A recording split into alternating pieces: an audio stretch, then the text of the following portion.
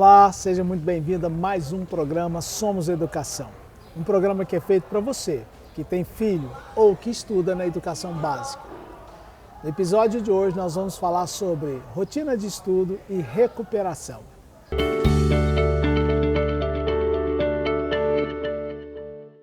Hoje, no programa Somos Educação, nós vamos tratar de um tema que, quando chega ao final do ano, ele passa a ser um tema polêmico, que é a recuperação de alunos do ensino fundamental e também do ensino médio.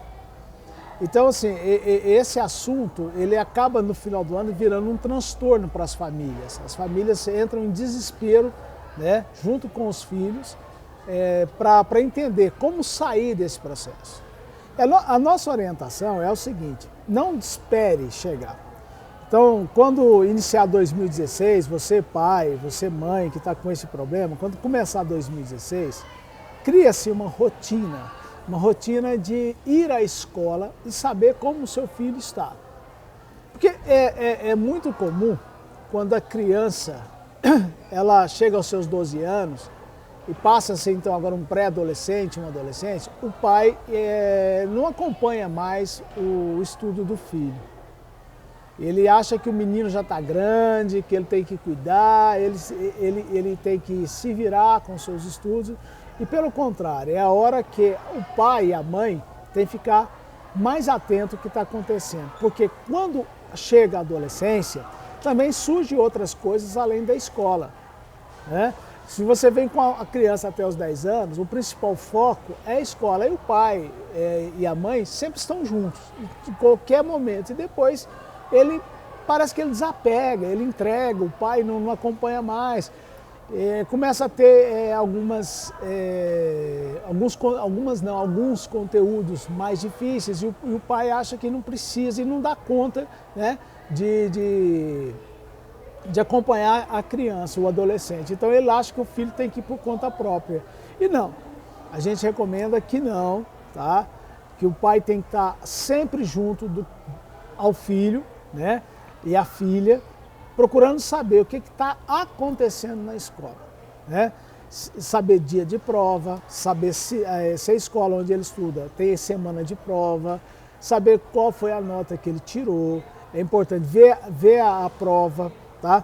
Porque, suponhamos, uma prova na escola, o valor dela foi 10 pontos, e o adolescente não conseguiu 60%, que é o que é indicado na LDB, tá? O pai tem que já começar, tá, a querer saber como recuperar essa nota e recuperar, portanto, o conteúdo. Porque se o adolescente não tirou uma boa nota, é porque ele está com deficiência de conteúdo, Então, assim, se ele está com a nota abaixo da média, que é 60% em todas as escolas do Brasil, o pai tem que estar junto, tem que entender o que está acontecendo.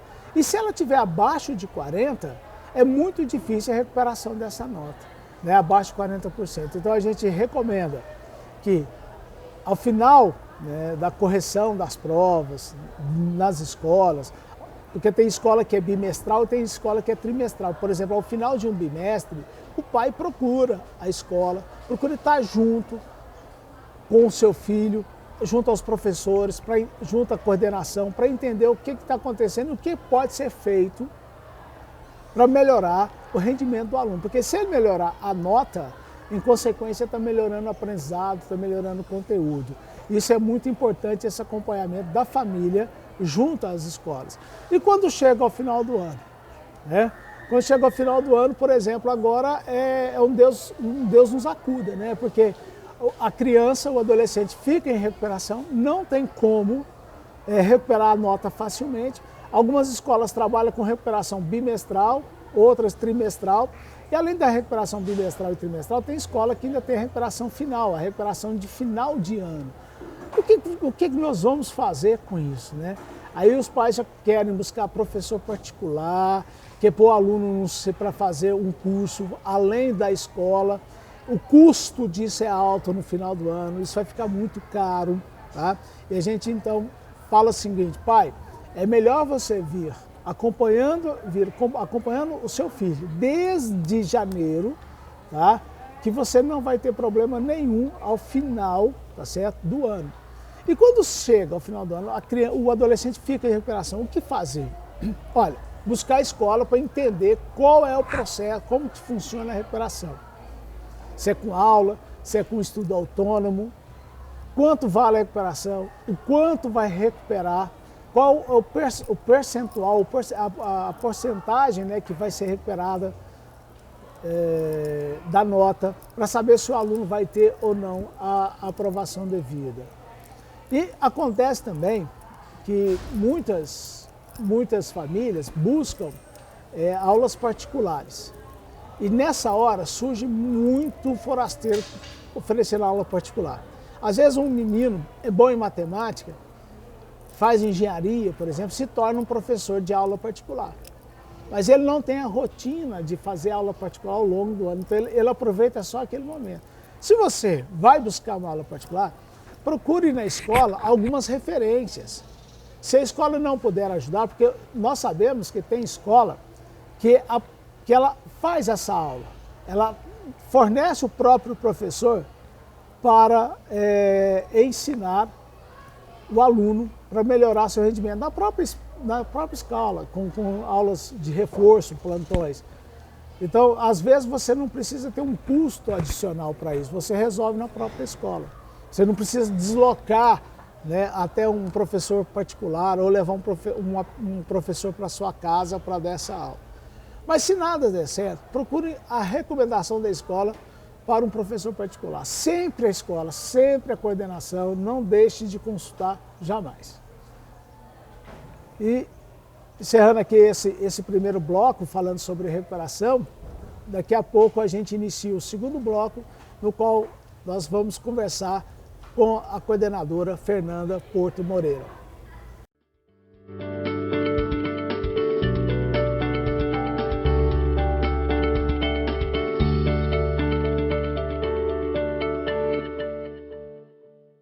Há escolas que são asas. Cada uma de nossas interações, de nossas dinâmicas, são voltadas para a aprendizagem de nossos alunos e alunas. Os sonhos não envelhecem, são para sempre. Você nos escolheu porque confia. Cuidamos de seu filho e filha. Transmitimos a competência de nossa equipe que está sempre em formação continuada. Assim, nossos estudantes terão voos próprios. O voo não pode ser ensinado, só pode ser encorajado. Colégio Veratis. Vamos começar o segundo bloco do programa Somos Educação, hoje falando sobre recuperação e rotina de estudo. E aqui ao meu lado a coordenadora Fernanda Porto Moreira. É uma pessoa que que influencia muito os jovens, né, na cidade a estudar, já trabalhou muito em escola de inglês, professora de inglês e também coordenadora de ensino fundamental 2 e médio. Tudo bem, Fernanda? Tudo bem. Tá joia? E os meninos, tudo tranquilo? Tudo bem, tudo tranquilo. Trabalhar com educação fundamental 2 e médio é bom? Muito bom. E muito pré-vestibular gratificante. também é bom? Melhor ainda. É? É, muito bom. Por que é melhor ainda? Porque a gente prepara esses alunos para as universidades e quando a gente vê a satisfação deles em mostrar que foram bem em uma prova e um vestibular, a gente fica muito satisfeita. Tá. Fernanda, mas hoje o assunto é falar sobre recuperação e falar sobre rotina de estudo. Qual, para você, né, no seu modo de entender, qual é o papel da família, pai, mãe, responsável, né, na educação de um adolescente, né, e até mesmo evitar que esse adolescente chegue a um processo de recuperação em final de ano, que vai estressar a família, né, nesse momento? Bom, acredito que nós temos duas perguntas. Qual o papel do pai e qual o papel do aluno? Primeiramente, qual o papel do aluno? Dedicar, estudar, fazer suas tarefas, não deixar tudo para a última hora. Porque a questão da recuperação, acredito que o aluno tem um ano inteiro para se preparar para não ir para a recuperação. E aí chega no final do ano, bate aquele desespero, que vê que não conseguiu atingir os pontos, mas mal ele sabe que ele podia ter feito algo durante o ano. Como? Se preparar, estudar, dedicar mesmo e não deixar tudo para a última hora. E quando eu digo qual o papel do pai, porque o pai também tem que estar por trás dando esse apoio aos alunos. Como? Preparando um ambiente legal de estudo, um ambiente claro, arejado, limpo, uma cadeira com uma mesa, não uma cadeira confortável, que senão o aluno vai dar sono, vai deitar, um ambiente bom para o estudo. O pai é o grande motivador para os alunos, porque ele traz o aluno para a escola, ele busca, ele traz para as aulas de apoio, ele traz para a oficina de redação. Então eu acho que o papel do pai também é de extrema importância. Então, eu vejo assim, uma coisa que eu gosto na educação, a gente tem que falar, é a questão assim, o aluno tem que ter atitude, né? Então, o adolescente, o jovem, ele precisa ter atitude de aluno. E o que eu entendo nesse momento como atitude de aluno? Olha, eu vou assistir aula, né? Para eu aprender, eu preciso ter atenção. A primeira coisa é dar atenção. Concentração. É concentrar, porque se eu não concentrar, eu não aprendo. Eu consigo conversar e entender ao mesmo tempo. Olha, tem aluno até que consegue, tem aluno que é mais auditivo, né? Então, eu acho que isso se apropria a alguns alunos, tá? Mas veja bem, o aluno tem que estar, a primeira coisa, tem que ter uma atenção, tem que ter uma concentração. E o outro fato é o seguinte, evitar o máximo possível as chamadas conversas paralelas em sala de aula. Porque o professor não sabe se ele cuida da conversa ou se ele cuida do conteúdo, se ele cuida da mensagem que ele quer passar naquela hora. Então, assim, a primeira coisa é o aluno ter atitude de aluno. E outra, ele tem que ser organizado. Tá? Ele não pode ser um adolescente, um jovem que ele não confere um horário, ele não sabe qual material que ele vai levar, né? Ele não tem um caderno para anotar, para fazer seus registros, ele não tem um livro para acompanhar. Então, eu vejo isso como importante. E o que é mais importante é o seguinte, muitos jovens chegam em casa e falam assim, hoje não tem nada que estudar, né? Falam assim, hoje eu não tenho nada que estudar, hoje eu vou ficar jogando, eu vou para a internet, eu vou para as redes sociais. Então, é muito difícil um aluno que assista 5 aulas, 6 aulas numa escola, num período, por exemplo, no período da manhã, e que chega em casa e não tem nada para estudar, tá certo?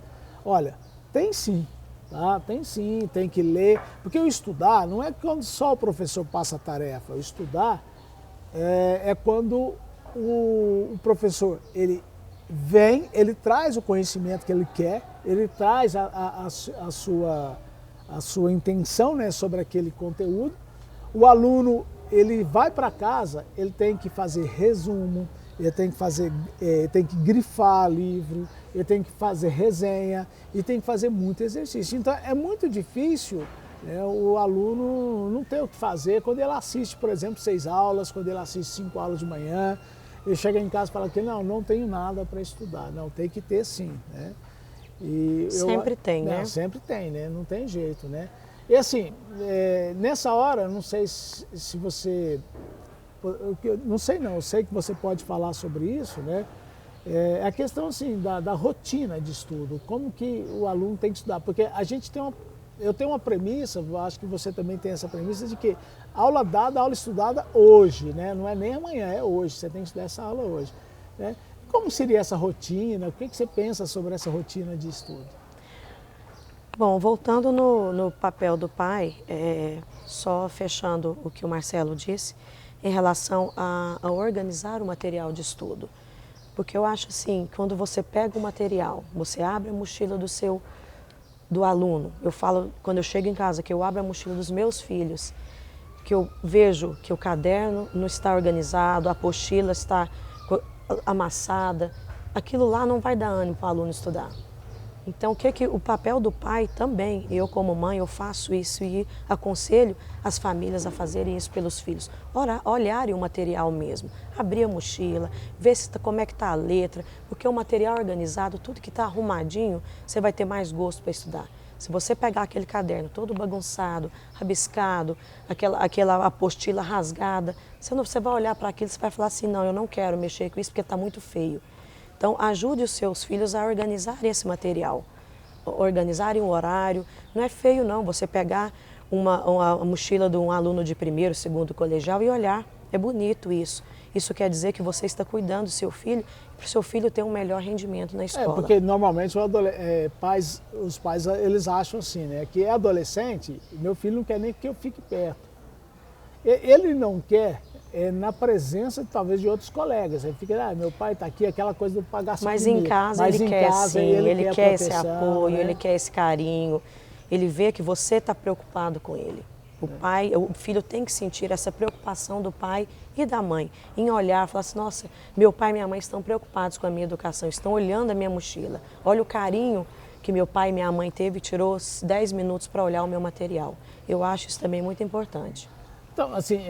Mas voltando na rotina de estudos, que você tinha me falado, volto a dizer a mesma teoria de aula dada, aula estudada hoje. Todos os dias os alunos têm algo para estudar, algo para fazer. Não tem isso, eu não tenho nada. Tem, se foram dadas 6 aulas, então o professor não fez nada em sala?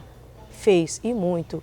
Então, a partir do momento que o professor deu aquela aula, ensinou aquele conteúdo novo, aquela gramática, aquela teoria, o aluno tem algo para estudar.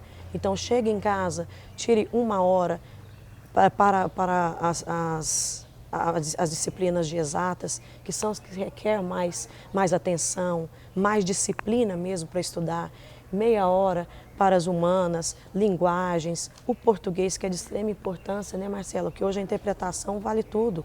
Agora nós fizemos a prova do Enem, pudemos perceber que história, geografia, biologia, foi tudo interpretação. Então, o aluno que interpreta bem, ele consegue fazer tudo, inclusive a matemática. Há pouco você falou assim, que é importante que a mãe e o pai, não é que inspecione, mas olhe, né? Olhe com um olhar de zelo, de cuidado, de ensinar o menino e a menina a cuidar do material, né? Eu achei interessante essa parte. Porque tem muitos pais que chegam um momento e falam assim, mas eu já não sei mais isso. Eu já não sei, eu não posso te ajudar mais, porque eu não sei física, eu não sei química, eu não sei essa coisa de português. Eu acho que não é o pai que tem que saber, né? Quem tem que saber hoje aquilo é o jovem. Então, assim, o que a gente recomenda é que o pai fala assim, olha, realmente você tem dúvida? Tá. Então anota aí qual a sua dúvida e leva para a escola, né? Sim. O pai não tem a função de resolver dúvida da escola. E sim, ele pode até contribuir, se ele sabe o assunto, eu acho que vale a pena contribuir, mas porque inclusive até um outro olhar, diferente do olhar do professor. Mas assim, quem tem que esclarecer dúvida é a escola. Então, o aluno, ele se faz quando ele cria dúvida, e não quando ele só e não levar a dúvida da escola para casa, ele, né, Marcelo? E sim da casa para a escola, porque você percebe que o aluno está estudando. Que se o aluno tem dúvida em casa é porque ele está estudando. Então, assim, porque quando ele leva a dúvida para o professor, né, assim, a gente como professor, a gente sabe que um aluno está estudando quando ele começa a perguntar. Sim. Então, essa é uma característica que tem na alma de ser professor. Como é que você sabe que um aluno aprende? Está aprendendo quando ele começa a perguntar sobre aquele assunto. Aí você fala assim, realmente esse menino tem estudado, essa menina está estudando. Então, assim, não é para o pai resolver a tarefa, e sim o pai, tá? Ensinar o aluno a perguntar sobre aquilo, ensinar o seu filho, fala assim, volte ao professor, pergunta. Aí, se o menino não tiver essa condição, então tá, procura a coordenação da escola, né, para a escola orientar, trazer o professor. Material de apoio também. Isso, né. Aí vamos falar em material de apoio, né, o que tem que se ter em casa hoje para ajudar os jovens a estudar? Bom, os alunos acham que a internet é a grande ferramenta, e com certeza, a gente tem que saber usar a internet. Que eu falo que tirar proveito dessas ferramentas da internet, porque potencializa a construção de conhecimento, né, do aluno, do modo coletivo, a inteligência coletiva do aluno. Então é bom entender, eu costumo falar dessa forma com os meus alunos, que tem vários sites, por exemplo, o Google Tradutor na minha área de inglês não é seguro. Então eu indico sites para os alunos entrarem para fazer pesquisa na área de inglês, para que seja algo seguro. Então, sempre procurar fontes seguras, evitar esse copiar, colar, que isso é muito ruim. Às vezes a gente pega o trabalho, você vê que o aluno não modificou em nada, porque acha que tirou aquilo ali, todas aquelas informações são corretas e muitas das vezes não são.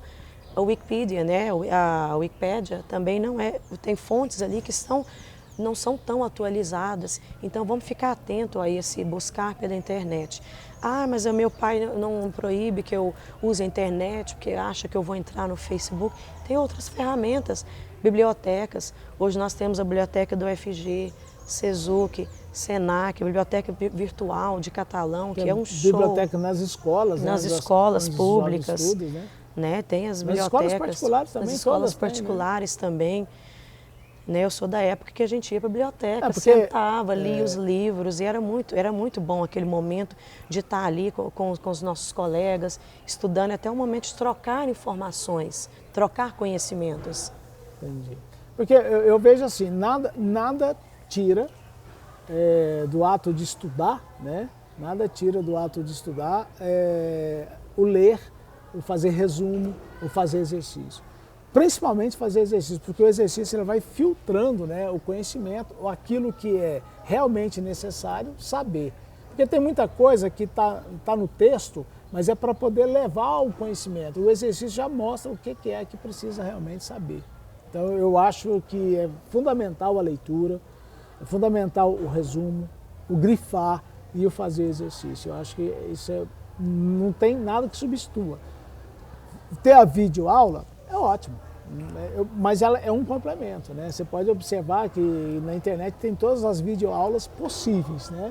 Então, não vejo problema, mas como complemento, não como a essência do estudar em casa, né? Eu falo, tanto faz o aluno fazer pesquisas na internet ou mesmo procurar uma biblioteca, que o importante, que a palavra-chave é o interagir, né? O saber encontrar os bons pares, saber trocar experiências. E quando você voltando à questão dos resumos, do grifar, ensinar o aluno a não pegar todas as informações, porque tem informações ali que são mais importantes. Então, ensiná-lo a grifar aquelas informações importantes e que aquilo lá vai direcionar o estudo dele. Aquilo ali vai abrir mais o seu conhecimento, porque ele vai entrar no grifar e vai poder buscar mais informações. Inclusive, uma vez eu tive uma experiência com uma aluna de primeiro colegial, porque você que está ouvindo, por exemplo, pode acessar meu Facebook, Marcelo Alcântara, né? E os alunos sempre acessam, né? E ela já era tipo 10 horas da noite e ela estava estudando, e ao meu ver ela estava estudando um texto que ela achou na internet de um assunto que viria a ser assunto de prova.